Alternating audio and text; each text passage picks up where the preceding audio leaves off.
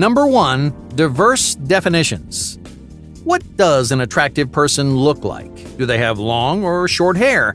Big or small eyes? Is their face short and round or long and sharp? You might be picturing an attractive person in your mind right now, but every single person watching this video is picturing someone different. People are attracted to all kinds of physical combinations. Just look at the wide variety of couples in the world. Every couple looks different, yet plenty of people find their partners incredibly attractive.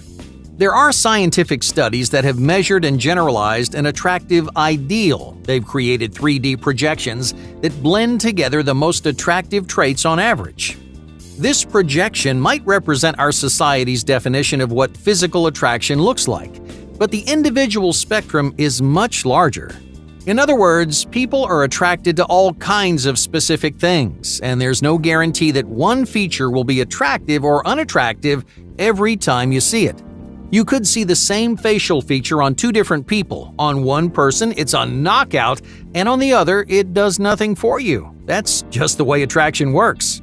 They say that beauty is in the eye of the beholder. You hear this phrase and you might roll your eyes. You might think that's just something people say to make themselves feel better. But it's not. Individuals have all kinds of diverse preferences. You might define yourself as an unattractive person, but a potential partner may disagree. In their eyes, you're exactly what they're looking for. So you need to use this knowledge to give yourself confidence. You need to remind yourself that no one, even the best-looking celebrities, is attractive to everyone in the world. If someone turns you down, that doesn't mean you're unattractive. It just means that you're not what they're looking for. And there's nothing wrong with that, or you. So don't worry if you don't fit society's definition of physical attraction. Everyone's attractive to someone. That's not just something people say, that's the truth. So focus on the qualities that you like most about yourself. Emphasize the physical traits that are the most attractive to you, because those traits make you unique and, when you find the right person, irresistible. Number 2. Personal growth. In your life, you'll experience countless transformations. As you journey through different stages and chapters, your personal, physical, and professional selves will change drastically. Some years, you may lose yourself. You may struggle with who you are. Other years, you may be happy and fulfilled. You may find yourself chasing a big dream and loving life all the while. Each time your life changes, you have an opportunity to grow and improve. Each decision you make ripples outward. Each transition you make challenges you to learn something new. So each new chapter in your life is a chance to rediscover who you are. Here's a problem that many people run into, though. They convince themselves that they're unattractive or inadequate, and they believe that's never going to change. You may think you're doomed to feel this way for the rest of your life unless you make changes right this second. You put a tremendous amount of pressure on yourself to make those changes, but lasting change doesn't happen that quickly or easily. So you get frustrated, you feel insecure, and your confidence disappears. This problem is based on a myth that you are supposed to have everything together right now. You don't have to have everything together to be confident. You don't have to be outrageously good-looking to be attractive, because that's where confidence comes from. The most confident people don't have everything together, but they know they have a lot of room to grow. The most attractive kind of confidence is growth-oriented. If you think you're perfect exactly as you are, that's not confidence, that's arrogance. Confident people are happy with who they are, but they're working a little bit each day to grow, improve, and to challenge themselves. For some people, it's a physical process. You may be gradually improving your style or your exercise routine. For other people, it's a mental process. You may be getting in touch with yourself or pushing yourself to have new experiences.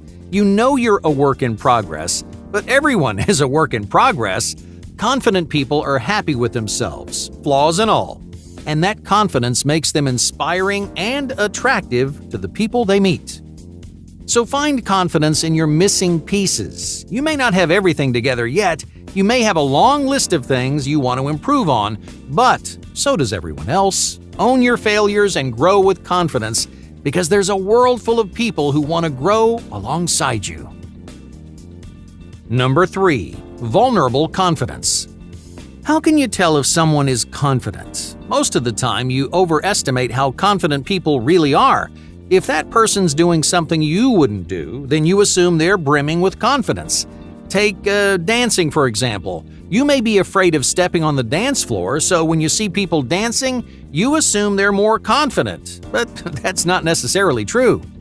You overestimate their confidence, but they may be overestimating yours. Yeah. They may see you in your comfort zone and think, wow, that person's much more confident than I am, and that makes you seem more attractive. So the lesson here is this: you can be confident doing anything, anywhere. You can be confident dancing. You can be confident in the workplace. You can be confident on a first date. Because confidence is a choice that you have to make. Am I going to embrace my strengths and show people who I am? Or am I going to idealize others and hide behind my insecurities? If you choose to embrace your strengths, then you'll live life with a confidence unique to you, and that confidence makes you much more attractive. But how do you show that you are confident in yourself? When you start a conversation, people ask the same kinds of questions. They'll say something like, "So what have you been up to?" You may say something like, "Oh, not much." But this unsatisfying answer communicates a lack of self-confidence. Because it requires confidence to value your own choices and lifestyle. It requires confidence to open up about the things you care about. By dodging the question, you're hiding the details of your life. So demonstrate your confidence by giving others a glimpse into who you are. So when they ask about your day, tell them. Don't pretend like you didn't do anything. Don't hide the things you care about. Instead, tell them how you spend your time, and don't be afraid to be passionate, because it takes confidence to be vulnerable about your passions. And those passions make you interesting, inspiring, and much more attractive. Number 4. Reciprocal curiosity. Confident people are great conversationalists. They're fun to talk to, they tell great stories, and they aren't afraid to show off their sense of humor. But what makes a confident person really stand out is their ability to connect with others. When you're feeling insecure, you're trapped in your own thoughts, you're overthinking every little thing, and you're paying attention to yourself and not enough attention to the people around you. Confident people aren't worried about the little thing. They don't care what they look like or what people think of them. They use that extra energy to make meaningful connections. When you talk to a really confident person, it may feel like the best conversation that you've ever had. And I'm not talking about an arrogant person who talks about themselves. I'm talking about a confident person, someone who wants to know real details about your life. They ask a lot of questions, they dig deeper than most, and they're honestly curious about you as an individual. By showing interest in your life, they're strengthening the bond between you, and that bond makes them much more attractive. When someone shows that they really care, you feel recognized, accepted, and heard. So if you're a confident person, people enjoy spending time with you because you take an interest in them, and that encourages others to take an interest in you. Number 5. Positive assumptions. When faced with a new challenge, what do? Do you empower yourself with positive reinforcement, or do you tear yourself down with negative self-talk?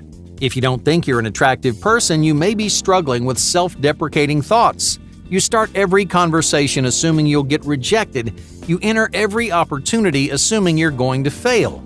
But those negative assumptions are crippling your confidence and making you less attractive. Negative self-talk is like running a marathon with your shoelaces tied together. No matter how fast you run, you'll never run as fast as you can. In other words, when you tell yourself that you're inadequate, then you're sabotaging your confidence and your attractiveness. People who believe they're confident will be confident. People who believe they're attractive are more attractive. Now, I'm not saying you should walk around with a big head and a huge ego. Arrogance and confidence, they're not the same thing. But unless you believe in yourself, you're never going to be as attractive as you want to be. The simple truth is, your physical features are not the reason you're not getting attention from others. Your shape and your size aren't the reason people may find you unattractive. It's your negative mindset. So until you like and believe in yourself, your mindset is just going to hold you back. So, it's time to change your thinking. If you want to be confident, whether you're attractive or not, assume you're going to succeed. Walk into every situation thinking that you're as capable as anyone else. Because no matter what you look like, you always stand a chance.